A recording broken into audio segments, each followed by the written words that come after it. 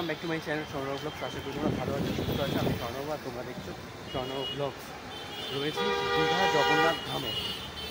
তোমাদেরকে আগে দুটো ভিডিও আমি দিয়েছিলাম পরপর 2 বছর, যখন জগন্নাথ ধামটা বা মন্দিরটা নির্মাণ হচ্ছিল তার আপডেট নিউজগুলো যখনই দীঘাতে এসেছি তখনই দিয়েছিলাম, এবং তোমাদেরকে বলেছিলাম যখন দীঘা আসবো, মানে যখন উদ্বোধন হবে তখন আসবো।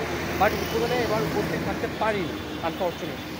যাই হোক, তাই রথের টাইমে চলে এসেছি। রথ আর 1 সপ্তাহ বাকি নেই, রথের টাইমে চলে এসেছি জগন্নাথ ধামে। আর তোমাদেরকে সম্পূর্ণ ইনফরমেশনটা দেবো। ভিডিওটা বিশাল বড় করবো না, কারণ সবাই ঘুরেছো, সবাই কম বেশি এসছো, এখন খুব ট্রেন্ডিং, কারণ যেহেতু নতুন হয়েছে। আমাদের ওয়েস্ট বেঙ্গলের ট্যুরিজমের দিক দিয়েও একটা নতুন পালক বলা যেতে পারে। তো চলো এবার যাচ্ছি সেখানেই। তো আমরা রয়েছি যেখানটায়, নিউ দীঘাতেই রয়েছি। আর এটা হচ্ছে একদম তোমার দীঘা রেলওয়ে স্টেশন থেকে বাঁ দিকে ওল্ড দীঘার দিকে যেতে গেলে 2-3 মিনিট হাঁটা পথ। ঠিক আছে, আমরা যাব 6 নম্বর 7 নম্বর গেটের ওখানে। ওখানে জুতোর কাউন্টার আছে, তোমাদেরকে বলে রাখছি, জুতোর কাউন্টার আছে ওখানে। জুতোর কাউন্টারে জুতো রেখে ওখান থেকে ডালা 50 টাকা বা 100 টাকার ডালা আছে, ডালাগুলো নেব, নিয়ে হয় 1 নম্বর 2 নম্বর গেট দিয়ে ঢুকবো, নয়তো আমরা ঢুকবো হচ্ছে 6-7 নম্বর গেট দিয়ে ঢুকবো ভেতরে। তবে জগন্নাথ দর্শনটা হয়তো করতে পারবো না, বাট মন্দিরটা দর্শন করতে পারবো। অন্যান্য ঠাকুর যারা ওখানে রয়েছে তাদের দর্শনটা করতে পারবো, কারণ যেহেতু স্নানযাত্রাটা হয়ে গেছে।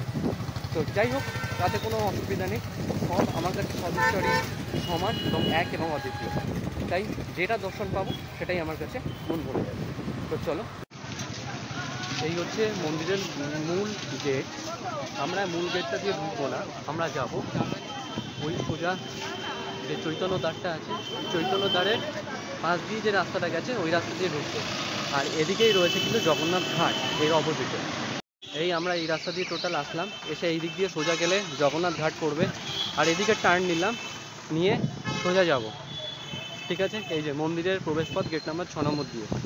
এই হচ্ছে জুতোর কাউন্টার, এখানে জুতো রাখলাম। যারা যারা বলে যে জুতো চুরি হয়ে যায় বা জুতো হারিয়ে যায়, আমি বলবো 6 নম্বর গেট দিয়ে আসো, কাউন্টারে রাখো।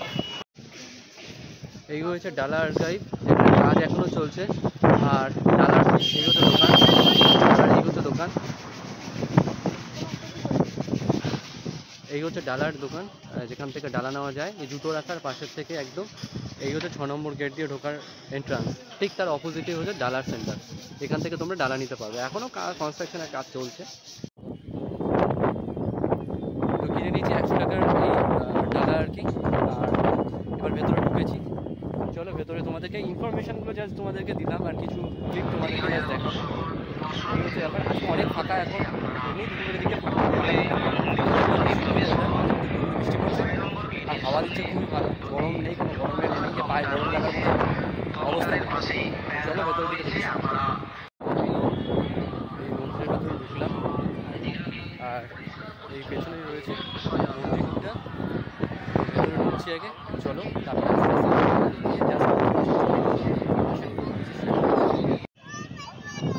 এই হচ্ছে মেন গেট এইটা, আর 6 নম্বর গেট হচ্ছে এটা। ঠিক আছে, আমরা 6 নম্বর গেট দিয়ে আসলাম, এসে এই হচ্ছে মেন গেট। মেন গেটে না ঢুকে এই হচ্ছে মন্দিরের মেন।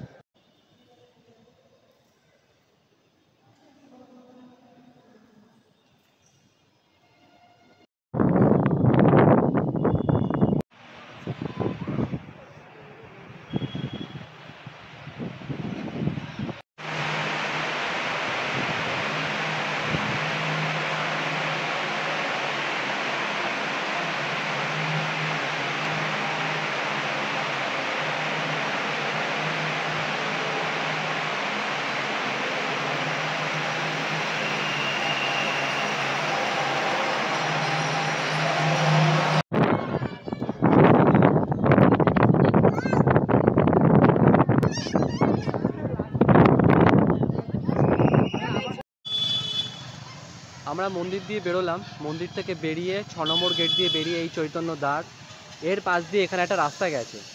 তার আগে এখানে কিন্তু একটা শৌচালয়, টয়লেট করা রয়েছে। জানি না পেয়ান ইউজ কিনা, যাওয়ার প্রয়োজন নেই বলে যাচ্ছি না।